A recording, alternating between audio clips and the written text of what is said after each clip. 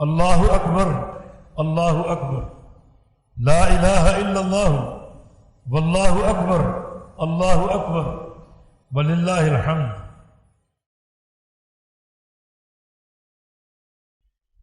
عشر ذی الحج، ذو الحج کے یہ 10 دن، ان میں سب سے افضل عمل اللہ تعالیٰ کا ذکر ہے۔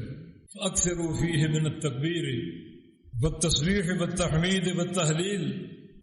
تسبیح سبحان اللہ کہنا، تحمید الحمدللہ کہنا، تکبیر اللہ اکبر کہنا، اور تحلیل لا الہ الا اللہ کہنا۔ نبی علیہ السلام نے کثرت سے یہ 4 کام انجام دینے کی تلقین فرمائی۔ تکبیر کا مشہور صیغہ جو بہت سے علماء سلف سے منقول ہے، اللہ اکبر اللہ اکبر، لا الہ الا اللہ واللہ اکبر اللہ اکبر وللہ الحمد۔ سب سے مشہور صیغہ ہے، اس میں تکبیر بھی ہے اور تحلیل لا الہ الا اللہ بھی ہے۔ سفیان ثوری کا قول ہے کہ لا الہ الا اللہ جو کلمہ ہے یہ سب سے زیادہ شیطان کی کمر توڑ دینے والا ہے۔ جتنا کثرت سے پڑھو گے اتنا شیطان کی کمر کو بار بار توڑو گے۔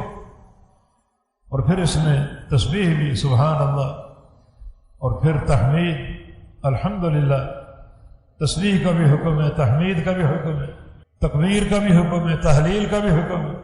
اور یہ چاروں عمل نبی علیہ السلام کے ذکر کردہ اس ذکر کے اندر موجود ہیں۔ سبحان اللہ والحمد للہ ولا الہ الا اللہ واللہ اکبر۔ یہ چاروں جو ذکر کے کلمات ہیں یہ ہمیشہ کے لیے ہماری زندگیوں میں ایک مستقل معمول کے طور پر داخل ہو جائیں، اور بالخصوص یہ جو 10 دن عشر ذی الحج، ان میں خاص طور پہ یہ کلمات ہمارے عمل، شب و روز کے عمل، صبح و شام کے عمل، اور ہر لحظہ کی جو معمولات ہیں ان میں شامل ہو جائیں۔ سیدنا ابو ہریرہ اور عبداللہ بن عمر رضی اللہ عنہما ان دنوں میں بازار نکل جایا کرتے تھے، اور بازار میں جا کر بلند آواز سے تکبیریں پڑھا کرتے تھے۔ تو بازار کے لوگ بھی اپنے مشاغل چھوڑ کر 7 تکبیریں شروع کر دیتے، دکاندار بھی اور خریدار بھی اپنے کام کاج چھوڑ کر، سودا چھوڑ کر، ساتھ مل کر تکبیریں پڑھنا شروع کر دیتے۔ ان دنوں کی تکبیروں کی 2 قسمیں ہیں، تکبیر مطلق اور تکبیر مقید۔ تکبیر مطلق یہ ہے کہ جو ہی عشر ذو الحج شروع ہو، چاند آپ نے دیکھ لیا تو تکبیریں شروع کر دو، چلتے پھرتے پڑھو، اٹھتے بیٹھتے پڑھو۔ یہ تکبیر مطلق ہے، اور یہ جاری رہیں گی آخری یوم تشریق تک، 13 ذو الحج تک، مغرب کی نماز تک۔ یہ تکبیر مطلق ہے۔ اور تکبیر مقید جو ہے وہ خاص تکبیریں ہیں جو آپ نے فرضوں کے بعد پڑھنی ہیں۔